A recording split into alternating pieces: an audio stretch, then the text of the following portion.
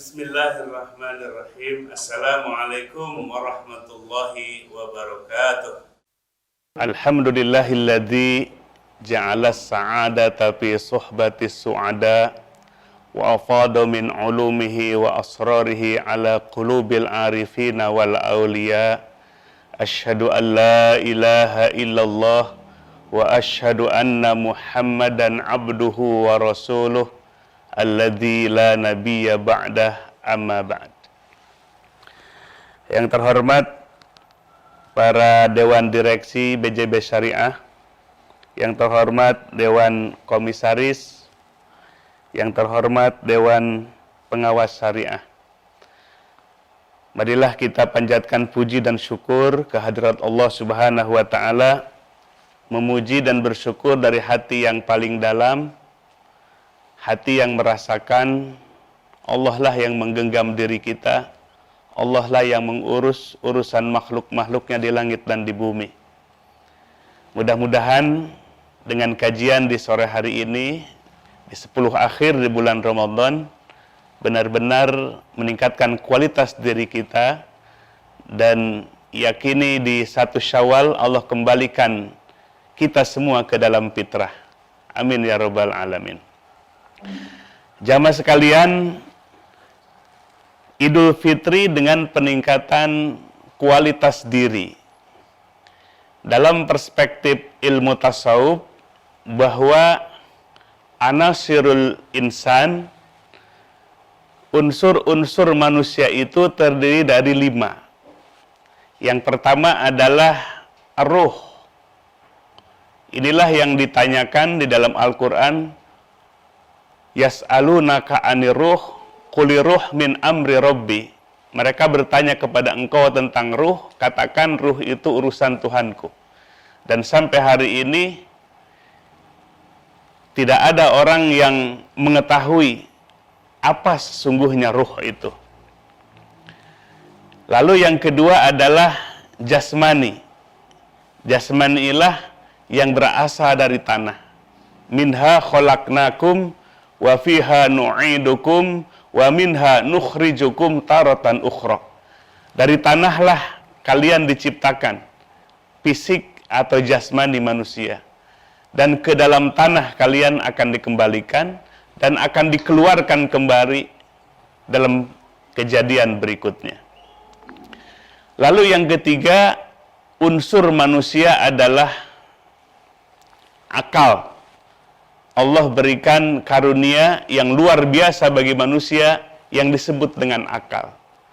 Sehingga manusia bisa berpikir jernih, manusia bisa memikirkan apa-apa yang tersingkap di dalam makhluk-makhluk Allah Subhanahu wa Ta'ala.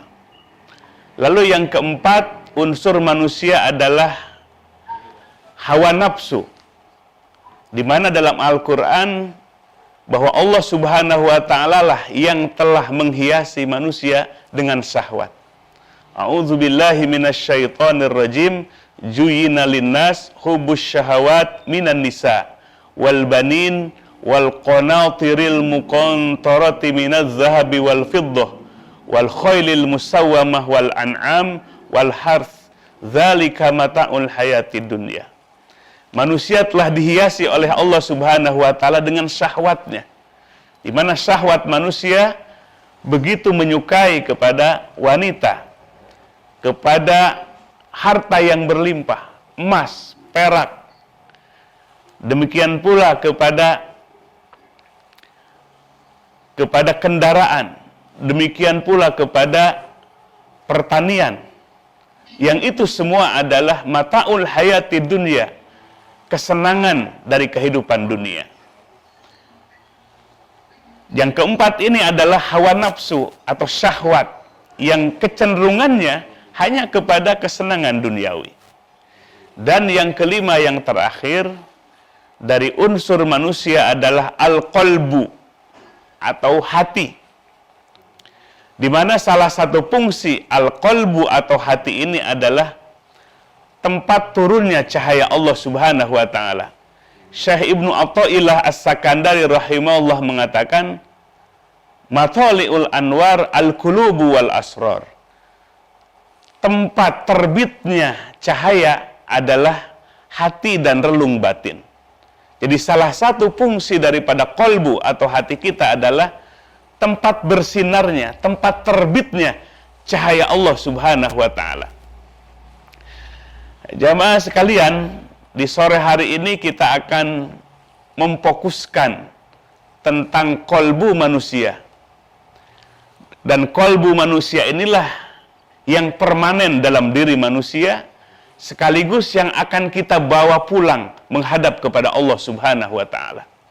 Al-Quran menyebutkan, yauma la yanfa'u malu wala banun illa man atallaha biqalbin salim. Di hari tidak ada manfaatnya harta maupun anak-anak, kecuali orang yang pulang menghadap kepada Allah membawa hati yang selamat, membawa hati yang bersih, membawa hati yang selamat. Selamat dari kotoran-kotoran dosa, selamat dari penyakit-penyakit hati. Nah, hati inilah yang permanen dalam diri kita, dan sekaligus yang akan kita bawa pulang menghadap kepada Allah Subhanahu wa Ta'ala. Maka manusia, baik dan buruknya, terletak ke dalam hatinya. Ketika hati manusia baik, maka akan baik seluruh panca inderanya. Tapi sebaliknya, ketika hatinya buruk, kotor, maka seluruh panca inderanya menjadi buruk dan kotor.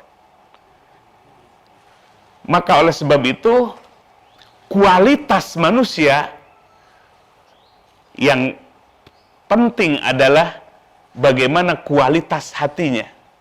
Dan inilah yang kita harapkan dari memaknai Idul Fitri.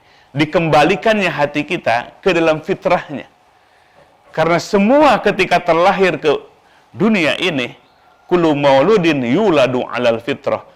Dalam keadaan hati yang fitrah. Hati yang suci, hati yang bersih. Membawa nilai-nilai tauhid.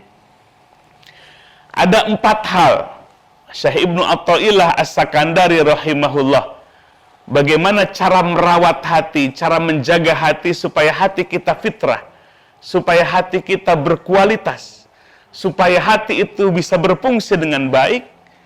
Dan hati itulah tadi sebagai tempat terbitnya cahaya Allah Subhanahu wa Ta'ala. Hati kita membutuhkan cahaya Allah. Cahaya Allah Subhanahu wa Ta'ala, al-anwaru matoyal kulub. Cahaya Allah adalah kendaraannya hati. Hati kita tidak akan bisa bergerak menghadap kepada Allah tanpa cahaya Allah. Al-anwar matoyal kulubi wal asar. Maka cahaya Allah lah yang menjadi kendaraan hati kita. Hati kita akan bangkit menghadap kepada Allah Subhanahu wa Ta'ala. Ada 4 hal yang harus kita perhatikan cara menjaga, merawat, sekaligus mengelola hati kita supaya hati kita tetap berfungsi. Sehingga hati kita selamanya dalam keadaan fitrah.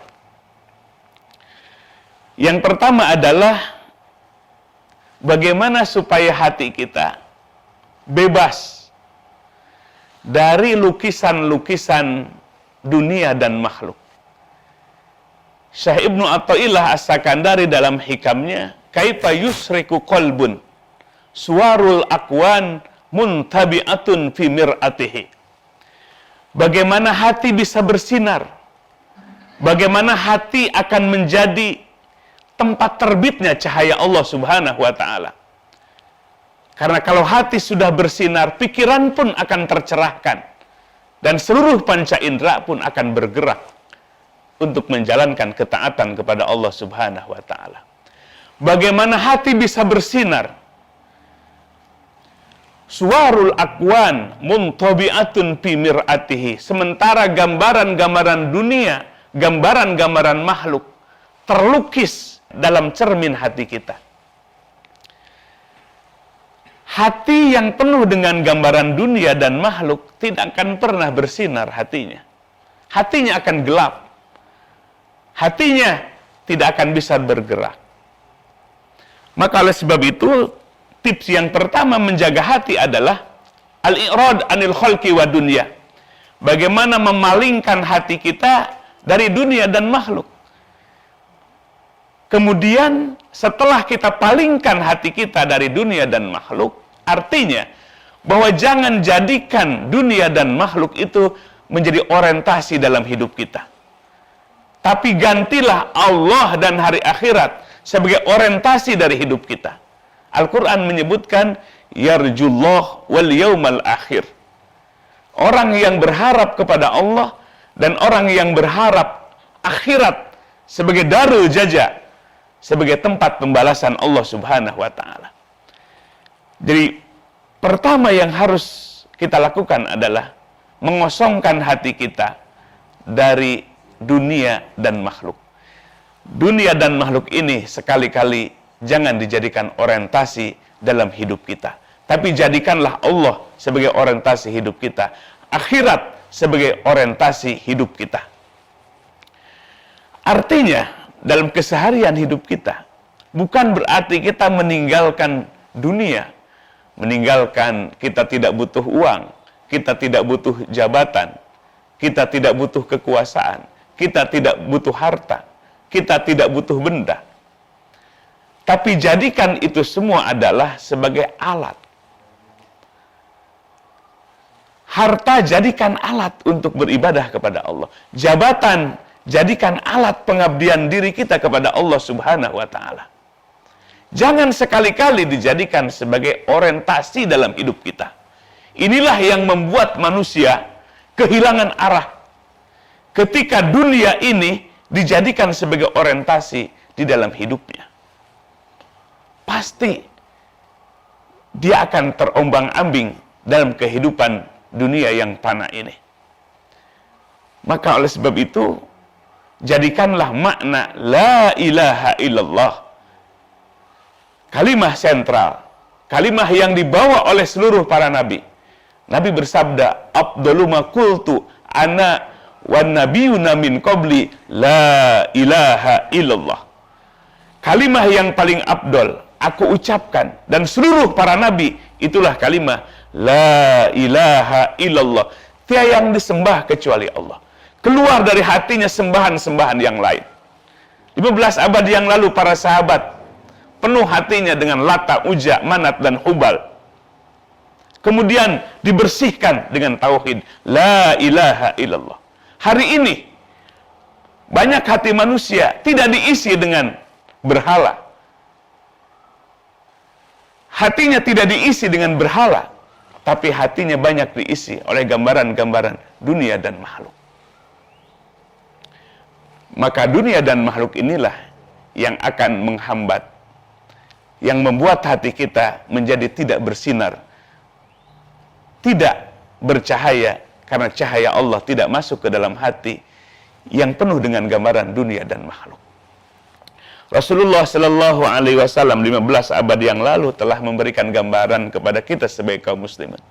Yushikul umamu antada alaikum kama tada'al akalatu ila qas'atiha.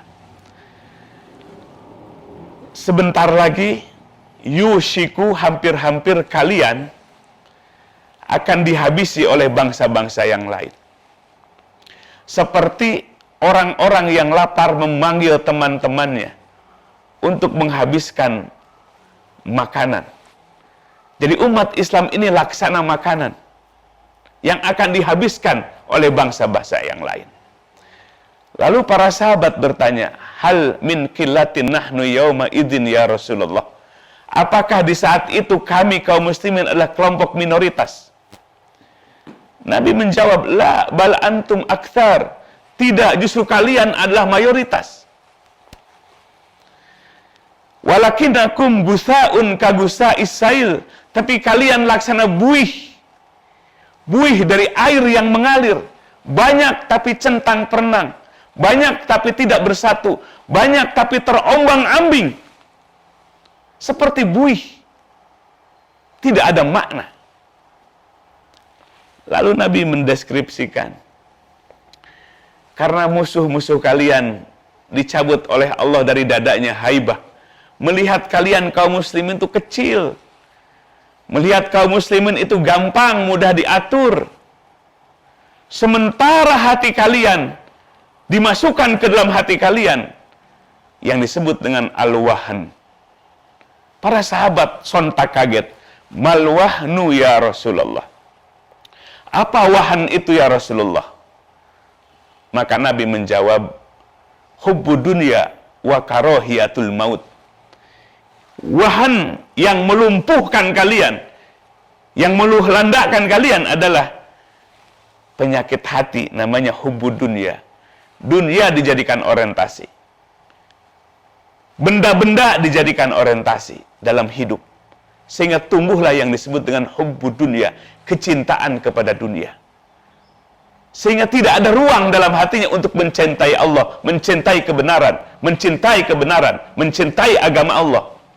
Karena hatinya sudah penuh dengan hubbu dunya, cinta dunia. Wa karahiyatul maut. Dan yang kedua adalah takut mati. Ketika diajak berjuang di jalan Allah Subhanahu wa ta'ala, takut mati.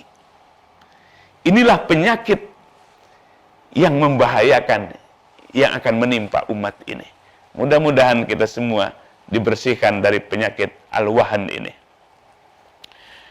Jamaah sekalian, inilah yang pertama. Jadi PR kita, pekerjaan kita, mumpung kita masih di bulan Ramadan dan kita sudah di al-ashr al-awakhir, 10 akhir bulan Ramadan, ayo kita bersihkan hati kita. Kita bersih-bersih hati kita dari gambaran dunia dan makhluk. Makhluk ini, benda ini, harta dan jabatan ini jangan sekali-kali jadikan orientasi dalam hidup ini. Jadikanlah Allah dan hari akhirat sebagai orientasi hidup kita. La maksuda illallah. Dari makna la ilaha illallah tadi, tiada yang disembah kecuali Allah, di breakdown, la maksuda illallah. Tiada yang dimaksud kecuali Allah.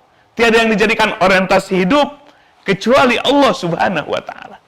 Tiada yang dijadikan goal dalam kehidupan kecuali Allah Subhanahu wa ta'ala. Maka inilah tugas yang pertama yang harus kita lakukan, i'rad anil khalqi wa dunya. Palingkan hati kita dari dunia dan makhluk. Jabatan kita pegang dengan amanah, harta jadikan teman ibadah, sekali-kali jangan masukkan ke dalam hati. Sebab kalau sudah jabatan, harta dimasukkan ke dalam hati, membuat gelap hati kita.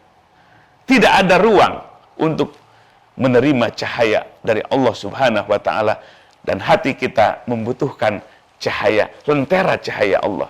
Yahdillahu linurihi may yasha. Dalam surah An-Nur, Allah memberikan hidayah dan petunjuk lewat cahaya karena kehendak Allah Subhanahu wa ta'ala. Lalu yang kedua, bagaimana cara merawat hati kita supaya hati kita berkualitas? Syekh Ibnu Athaillah As-Sakandari dalam hikamnya melanjutkan, kaifa yarhalu wa huwa mukabbatun bisyahwatihi. Bagaimana hati kita bisa berangkat menghadap kepada Allah? Bagaimana hati kita bisa bangkit menghadap kepada Allah sementara hatinya dikuasai oleh hawa nafsunya? Nabi Shallallahu Alaihi Wasallam bersabda, orang yang memiliki tanda orang bahagia adalah ketika hatinya menjadi raja. Yang menginstruksi dirinya adalah hati yang bersinar, hati yang disinari oleh cahaya Allah. Kemudian hawa nafsunya dijadikan sebagai tawanannya. Hawa nafsunya tunduk kepada perintah hatinya. Inilah orang yang beralamat orang yang bahagia. Sebaliknya, orang yang celaka adalah orang yang menjadikan hawa nafsu yang cenderung kepada duniawi, kesenangan duniawi, dijadikan sebagai rajanya, sementara hatinya menjadi tawanannya. Inilah orang yang termasuk alamat celaka. Imam Ali karamallahu wajhah mengatakan bahwa rukibal malaku, para malaikat diciptakan oleh Allah Subhanahu wa ta'ala min aklin duna syahwatin, dari akal tanpa diberi syahwat. Wa rukibal hayawan min syahwatin duna aklin, sementara binatang diciptakan oleh Allah dari nafsu tanpa diberi akal. Warukibal insan min kilaihima, sementara Allah ciptakan manusia dari dua-duanya. Allah ciptakan manusia diberikan akal dan hati, juga sekaligus diberikan hawa nafsu. Paman sama akluhu ala syahwatihi fakana asbaha fauqal malak. Apabila akal dan hatinya menguasai syahwat nafsunya, maka kedudukan manusia lebih tinggi daripada para malaikat. Paman samat syahwatuhu ala aklihi. Barang siapa manusia yang hawa nafsunya menjadi raja atas hatinya dan akal pikirannya, fa'asbaha dunal hayawan, maka akan lebih rendah derajatnya dibandingkan dengan binatang. Ulaika kal an'am balhum adall. Mereka lebih sesat, lebih hina daripada binatang ternak. Jadi orang yang menjadikan hawa nafsunya sebagai rajanya, lalu akal dan hatinya menjadi tawanannya, maka akan lebih rendah derajatnya dibandingkan binatang ternak. Jadi hati tidak akan bisa menghadap kepada Allah sepanjang hati itu mukabbalun bisahwatihi, maka dikuasai oleh hawa nafsunya. Jadi kalau hati sudah dikuasai oleh hawa nafsu, maka hati tidak akan bergerak menghadap kepada Allah. Kesehariannya itu hanya hatinya itu karena manusia, karena manusia, karena manusia. Tidak ada karena Allahnya di balik amalnya. Sekalipun dia beramal soleh, hanya casingnya saja, hanya kulitnya saja. Tapi hatinya karena manusia, karena si A, karena si B, karena si C. Akan terus seperti itu. Manusia hanya bergerak dari manusia ke manusia. Sehingga susah untuk bergerak menghadap kepada Allah. Jadi hati tidak akan bergerak menghadap kepada Allah Subhanahu wa ta'ala, tidak akan bergerak takorub mendekatkan diri kepada Allah sepanjang hatinya dikuasai oleh hawa nafsu yang cenderung kepada kesenangan duniawinya. Jamaah sekalian, inilah yang kedua. Jadi cara menjaga dan merawat hati kita supaya terjaga kualitas hati kita. Bagaimana supaya hati kita lepas dari cengkraman hawa nafsu kita. Sepanjang hawa nafsu kita memperbudak hati kita, maka sepanjang itu manusia akan kehilangan arah dan hati tidak akan bergerak menghadap kepada Allah Subhanahu wa ta'ala. Menjalankan seluruh aktivitas kehidupannya siang dan malamnya hanya karena manusia saja, hanya karena tuntutan hawa nafsunya saja. Tidak akan pernah keluar dari hatinya lillah, karena engkau ya Allah. Di balik sholatnya, di balik saumnya, baca Qur'annya, sodakohnya, menyantuni yatim piatunya, karena ingin dilihat oleh manusia, karena semata-mata manusia, karena semata-mata manusia. Maka inilah yang kedua, gimana kita harus membebaskan hati kita dari hawa nafsu kita. Nabi Shallallahu Alaihi Wasallam bersabda bahwa la yu'minu ahadukum hatta yakuna hawahu taba'an lima ji'tu bih. Tidaklah termasuk orang yang beriman di antara kalian sehingga hawa nafsumu tunduk kepada perintahku. Jadi nafsu kita jangan diperturutkan, tapi nafsu kita harus tunduk kepada perintah Allah dan Rasulnya. Jadi tidaklah dihitung orang yang beriman, sabda Nabi, hingga hawa nafsumu tunduk kepada perintahku. Jadi kalau kita tunduk kepada perintah hawa nafsu, kita akan celaka. Itulah alamatus syaqawah. Tanda orang yang celaka adalah hawan muttaba, mengikuti hawa nafsunya. Nabi bersabda, tidaklah dihitung orang yang beriman hingga hawa nafsumu mengikuti perintahku. Lalu yang ketiga, bagaimana cara merawat hati kita, menjaga hati kita, menjaga kualitas potensi kita supaya selalu dalam fitrah. Syekh Ibnu Athaillah As-Sakandari rahimahullah, kita lanjutkan dalam kitab hikamnya. Kaifa yatma'u ayadkhula hadratallah wa huwa lam yatatahhar min janabati goplatihi. Bagaimana hati kita akan merasakan hadirnya Allah di setiap waktu dan kesempatan. Bagaimana hati kita akan merasakan hadirat Allah, hadirnya Allah. di setiap waktu dan kesempatan, sementara hatinya belum bersuci dari junub kelalaian. Dalam ilmu tasawuf, hati lalai dari Allah, hati lupa dari Allah, itu terkena junub. Nah, junub dalam ilmu fikih itu kita harus mandi besar. Jadi kalau hati kita lalai dari Allah, tidak mengingat Allah, hatinya kemana-mana, bahkan ketika sholat pun, lisannya takbiratul ihram, sampai salam selesai, tapi hatinya tidak ingat kepada Allah, tidak merasakan hadirnya Allah di saat sholat. Itu berarti hati kita junub. Artinya hati kita tidak suci. Maka oleh sebab itu, bersihkan hati kita dari kelalaian. Karena kalau hati kita lalai dari Allah, goplah namanya, hati lalai tidak ingat kepada Allah. Bahkan lagi sholat pun nggak ingat Allah. Lagi baca Quran pun nggak ingat hatinya kepada Allah. Maka hati tidak akan merasakan hadirnya Allah di dalam hidup dan kehidupan kita. Hatinya mati, tidak mengingat Allah subhanahu wa ta'ala. Nabi SAW bersabda, "Mathalul ladina yadhkurunallah wal ladina la yadhkurunallah kamasalil hayyi wal mayyit." Perumpamaan orang-orang yang hatinya selalu zikir kepada Allah dengan orang-orang yang hatinya tidak zikir kepada Allah, seperti orang yang hidup dengan orang yang mati. Betapa jauh bedanya. Jadi orang yang hatinya tidak zikir kepada Allah dengan orang yang hatinya tidak zikir kepada Allah, seperti orang yang hidup dengan orang yang mati. Betapa jauh bedanya. Nah, yang ketiga ini berpesan Syekh Ibnu Athaillah As-Sakandari, hidupkan hati kita, lalu sucikan hati kita dari goplah, dari kelalaian hati kita. Maka kalau kita melihat dalam Al-Quran, Al-Quran mengandung alafu maudu'at, ribuan maudu, ribuan tema dalam Al-Quran. Salah satunya bab zikir kepada Allah. Maka zikir ini disebut dalam Al-Quran, wala zikrullahi akbar. Zikir ini adalah ibadah terbesar. Kenapa zikir ini disebut ibadah terbesar?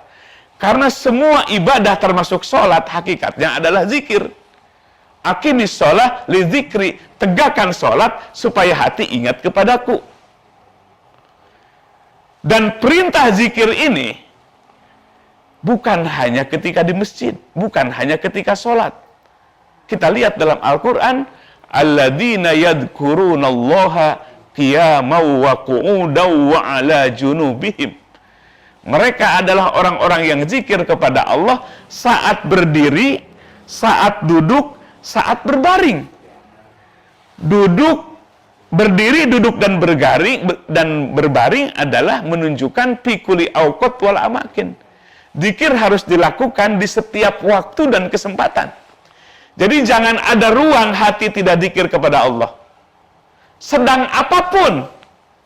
Ini hebatnya perintah zikir.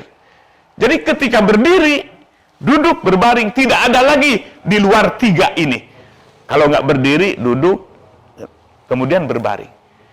Berdiri, duduk, dan berbaring diperintahkan hati kita zikir kepada Allah subhanahu wa ta'ala. Sehingga Nabi SAW memberikan contoh, disaksikan oleh para sahabat, karena Rasulullah Sallallahu Alaihi Wasallam yadhkurullaha fi kulli ahyani. Nabi zikirnya setiap waktu dan kesempatan. Tidak ada ruang dalam hidup Nabi kecuali hatinya zikir kepada Allah Subhanahu wa taala. Nah, hati yang zikir kepada Allah inilah hati yang akan merasakan hadirnya Allah di setiap waktu dan kesempatan. Kita tidak bisa menghindari dari pengawasan Allah.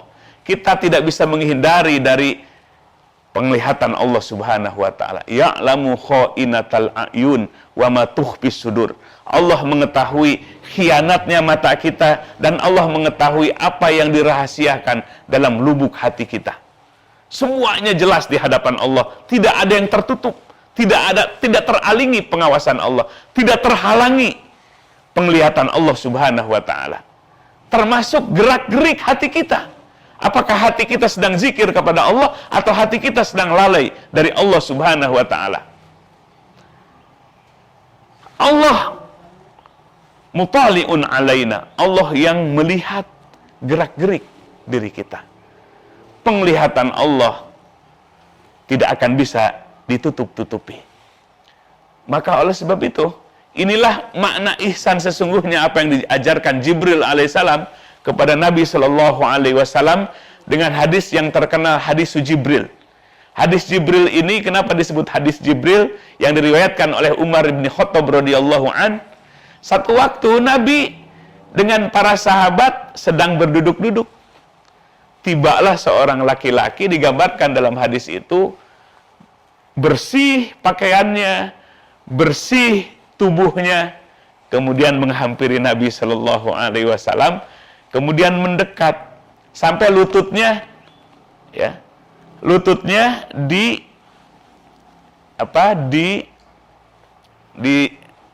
apa namanya itu? Lututnya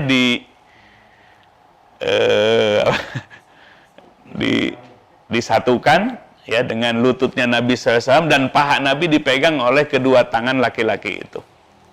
Lalu bertanya, yang pertama pertanyaannya adalah mal iman ya Muhammad, apa iman itu wahai Muhammad? Nah, Nabi langsung menjawab, al imanu antumina billahi wa malaikatihi wa kutubihi wa rusulihi, sampai akhir.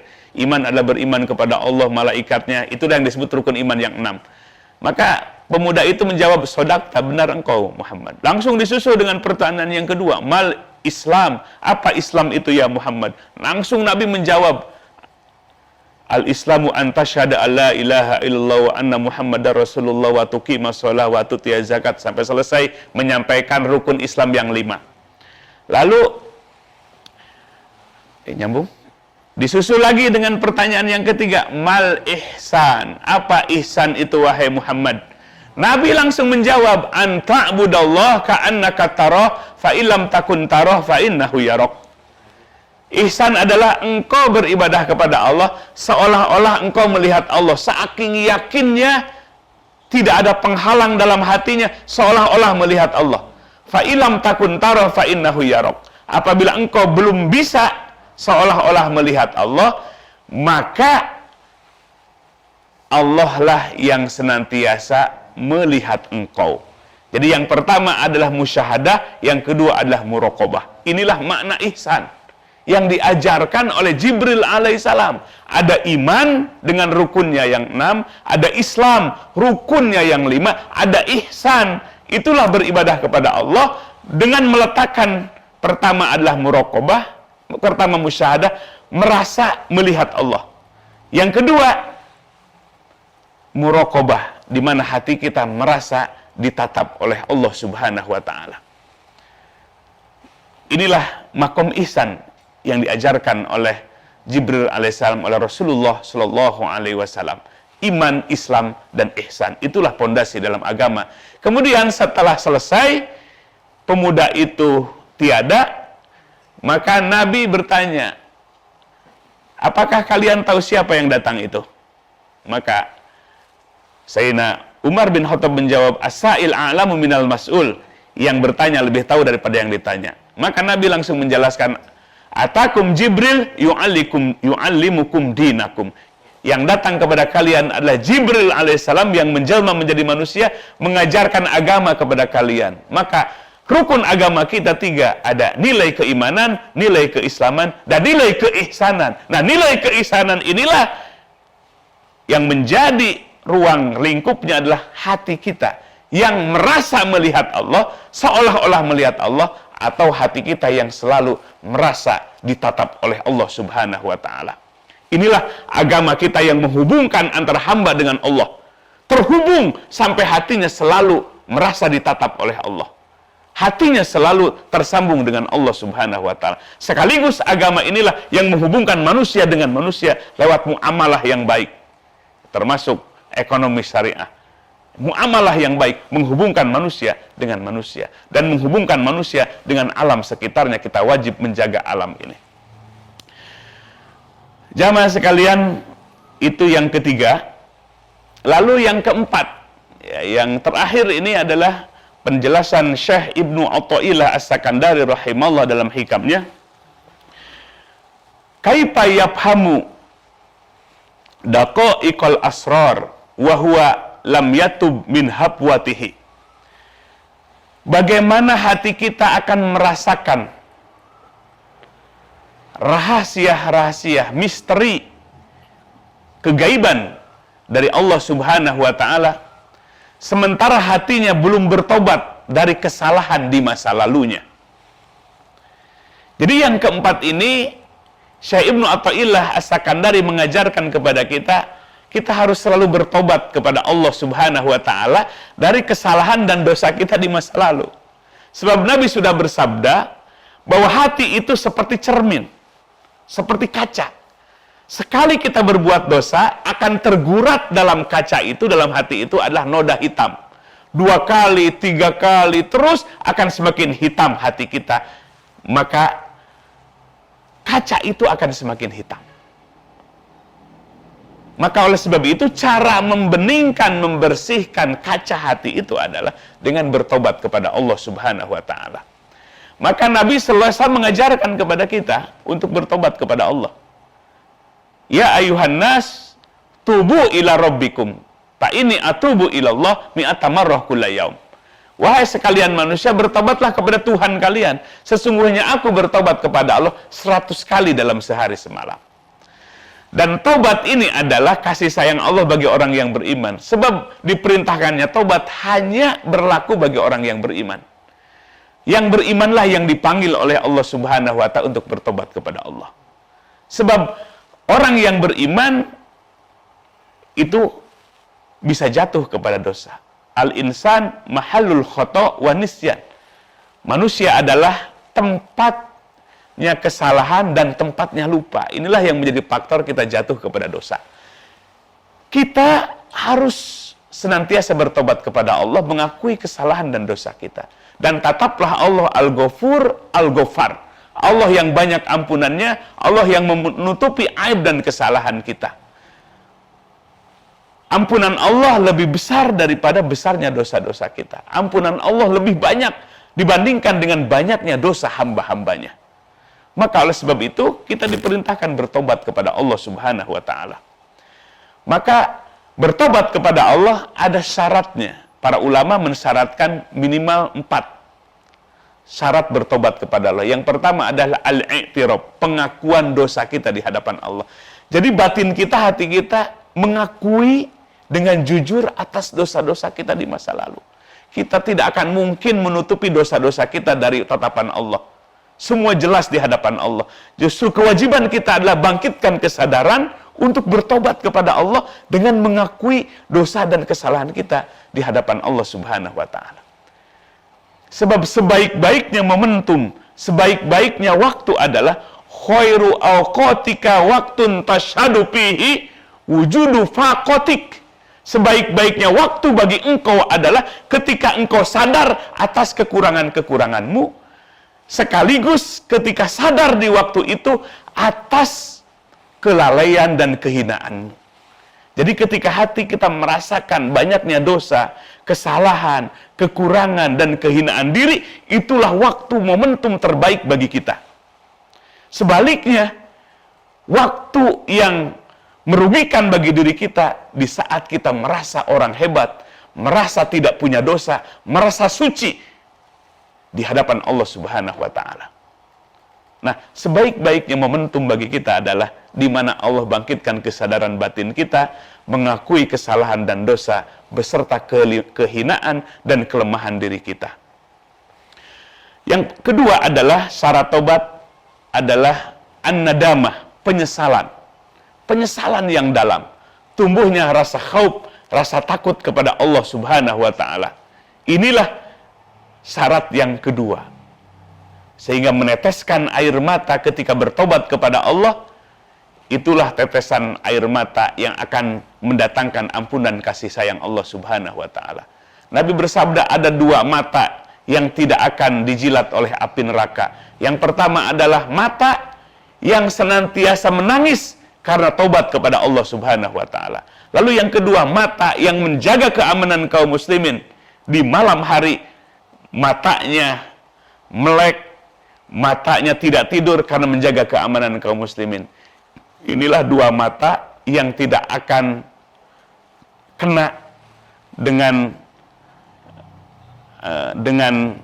api neraka, dengan jilatan api neraka. Lalu yang ketiga, syarat tobat adalah al-iqla'. Niat dalam hati kita mengajam, memutus rantai jatuhnya dosa. Artinya kita mengajam tidak akan mengulang dosa itu sampai akhir hayat kita. Jadi ada ajam yang kuat untuk tidak melakukan dosa itu sampai akhir hayat kita.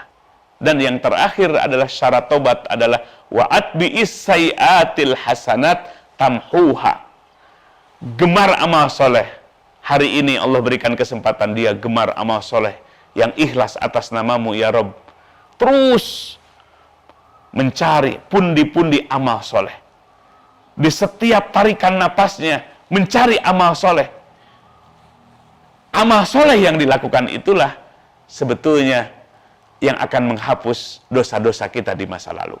Nah, jadi yang keempat ini, Syekh Ibnu Athaillah As-Sakandari rahimahullah mengajarkan kita banyak bertobat kepada Allah Subhanahu wa taala atas dosa-dosa kita di masa lalu. Sehingga kalau hati kita banyak bertobat kepada Allah, maka hati itu akan merasakan yang disebut dengan sebagian dari rahasia-rahasia Allah Subhanahu wa taala. Hati kita akan diberikan sebagian dari rahasia-rahasia. Hati kita akan merasakan sebagian dari rahasia Allah Subhanahu wa taala. Ada salah satu rahasia jamaah sekalian yang penting kita harapkan kepada Allah Subhanahu wa taala saat kematian akan tiba. Ya. Imam Al-Ghazali rahimahullah dalam beberapa kitab tasawufnya mengatakan bahwa ada orang-orang yang akan diberi tanda-tanda kematian. Jadi sebelum kematian tiba, tanda-tandanya sudah dirasakan. Sebab kematian adalah bagian dari rahasia Allah Subhanahu wa taala. Maka sebagian rahasia Allah itu akan diberikan kepada hati yang selalu bertobat kepada Allah. Sehingga Allah persiapkan kematiannya. Dia bangkit semakin bergairah dalam menjalankan ibadahnya. Semakin meningkat kualitas ibadahnya. Al-istidadu lil maut qabla nujuliha, mempersiapkan kematian sebelum kematian itu tiba. Imam Asy-Syafi'i rahimahullah mengatakan, seandainya hati manusia tersingkap hakikatnya, maka dalam benak pikirannya adalah hari ini adalah pembekalan diri pulang kepada Allah, karena hari esok adalah waktu Allah akan jemput kita, waktu Allah akan memanggil kita, waktu kematian kita. Kematian adalah pintu gerbang perjumpaan dengan Allah Subhanahu wa taala. Sehingga hari demi hari adalah sebagai al-istidadil maut untuk mempersiapkan diri dan membekali diri, karena diri ini akan pulang kepada Allah.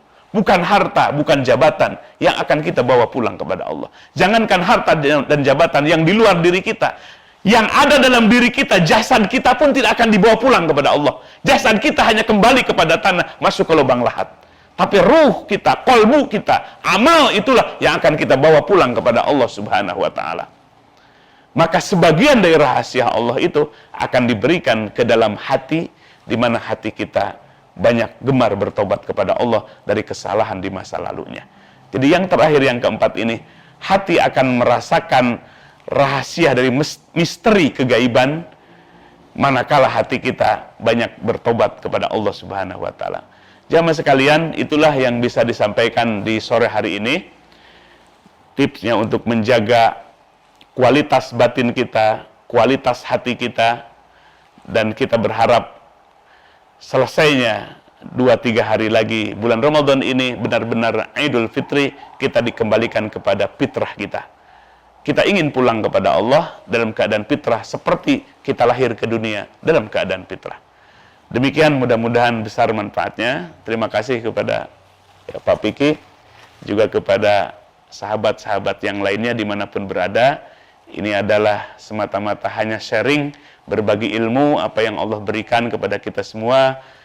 Mudah-mudahan besar manfaatnya bagi kita sekalian. Kita manfaatkan detik-detik kehidupan dunia ini dengan sebaik-baiknya, karena detik-detik kehidupan dunia inilah yang akan menentukan nasib kita di alam yang abadi.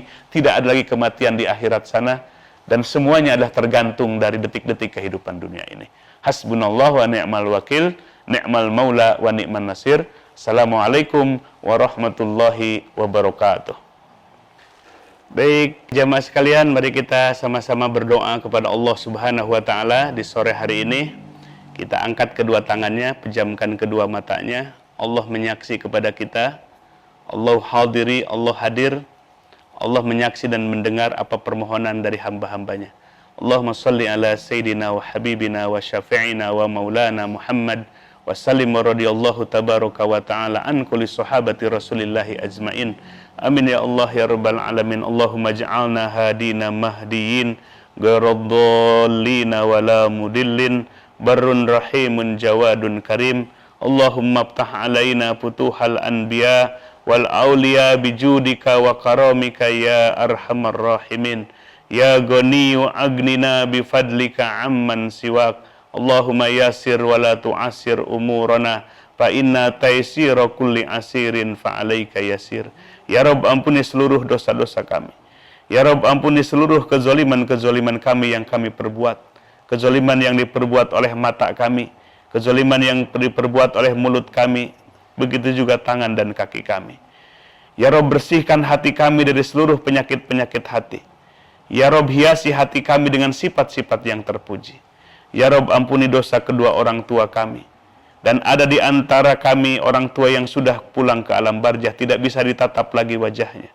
Ya Rabb, ampuni dosa kedua orang tua kami. Ibu yang telah mengandung, yang telah melahirkan, yang telah merawat. Ayah yang telah menafkahi kami. Kami belum banyak berbuat kebaikan kepada mereka. Justru kami banyak melukai perasaan hati mereka. Ya Rabb, jadikan alam barzahnya radatun min riyadil jannah, taman-taman surga yang membahagiakan mereka. Ya Rabb, kematian adalah kepastian. Besok atau lusa Engkau akan jemput kami. Jadikan kematian kami kematian husnul khatimah. Jauhkan kematian kami dari kematian su'ul khatimah. Ya Ghaniyu agnina bifadlika amman siwak. Wahai Zat yang Maha Kaya, limpahkan rizki yang luas untuk dunia kami. Tapi jangan Engkau hijab, jangan Engkau halangi dengan dunia kami untuk akhirat kami. Jadikan dunia ini dalam genggaman kami, jangan masukkan ke dalam hati kami. Jadikan rizki yang Engkau titipkan menjadi barokah adanya. Jabatan yang Engkau berikan menjadi amanah adanya. Rabbana hablana min azwajina wa dhurriyyatina qurrata a'yun waj'alna lil muttaqina imama. Subhana rabbika rabbil izzati amma yasifun. Wassalamun alal mursalin walhamdulillahi rabbil alamin.